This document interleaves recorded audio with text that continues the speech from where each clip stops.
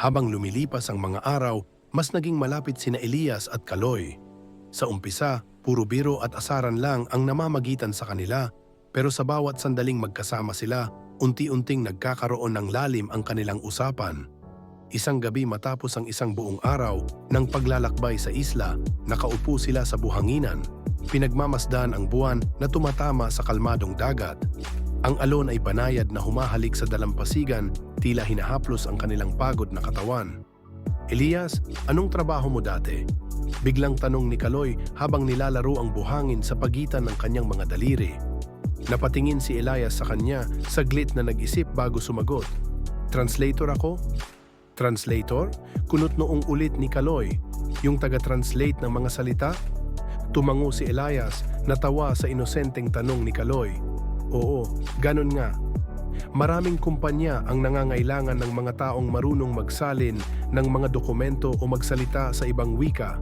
Ako, madalas akong nagsasalin ng mga artikulo at business documents mula French papuntang English. Napanganga si Kaloy.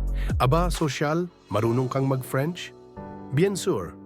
Malamig na sagot ni Elias, may kasamang pilyong ngiti. Sa te surprend?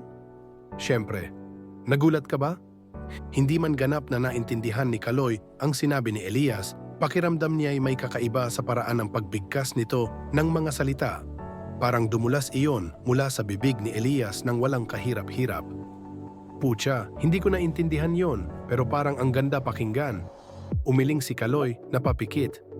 Ang galing mo naman pere, bakit mo iniwan yon? Biglang natigil si Elias, ilang sandali siyang nanatiling tahimik sa kabumuntong hininga. Hindi ko na gusto. Pakiramdam ko, paulit-ulit lang ang buhay ko. Isang dokumento pagkatapos ng isa, tapos deadline na naman, tapos ganun ulit. Nakakapagod. Hindi ko na rin alam kung tama pa yung ginagawa ko. Saglit na natahimik si Kaloy. Hindi siya sanay sa malalim na usapan, pero may kung anong bigat sa tinig ni Elias na hindi niya maipaliwanag. So, kaya ka nandito? Tanong niya. Oo, kailangan kong lumayo. Mag-isip. Gusto kong hanapin kung ano ba talaga ang gusto ko. Tumango si Kaloy, bagamat hindi niya lubos na nauunawaan ang pakiramdam ng pagiging stuck. Hindi pa niya kasi iyon nararanasan. Para sa kanya, ang buhay ay kung ano ang nasa harapan niya sa bawat araw. Ngunit sa isang banda, nakaramdam siya ng paghanga kay Elias. May tapang itong huminto at tanungin ang sarili kung tama pa ang tinatahak na landas. Alam mo, hanga ako sa'yo, biglang sabi ni Kaloy. Hindi lahat may lakas ng loob na gawin yan. Napatingin si Elias sa kanya. Talaga? Oo naman. Napangiti si Kaloy. Pero ewan, parang ang hirap lang isipin na iniwan mo yung isang bagay na ang galing-galing mo.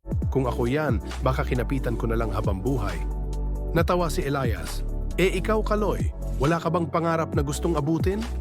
Saglit na nag-isip si Kaloy. Hindi ko pa alam pag-amin niya. Masaya ako rito, sa dagat, sa trabaho ko bilang guide, pero minsan naiisip ko rin, gusto ko rin sigurong makita ang mundo. Nagtagpo ang kanilang mga mata at may kakaibang kiliti sa loob ni Kaloy na hindi niya mawari. Hindi niya maintindihan kung bakit sa bawat sandaling kasama niya si Elias, parang may binubulong sa kanya ang puso niya. Isang bagay na hindi niya alam kung dapat niyang pakinggan. At doon nagsimula ang gulo sa isip niya. Bakit ganito ang nararamdaman niya kay Elias? Bakit siya naiintriga rito? At bakit parang may bahagi ng sarili niyang gustong lumapit pa ng kaunti?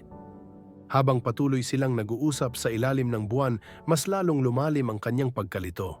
Hindi niya alam kung dapat niya itong itaboy o yakapin na lang ng buo.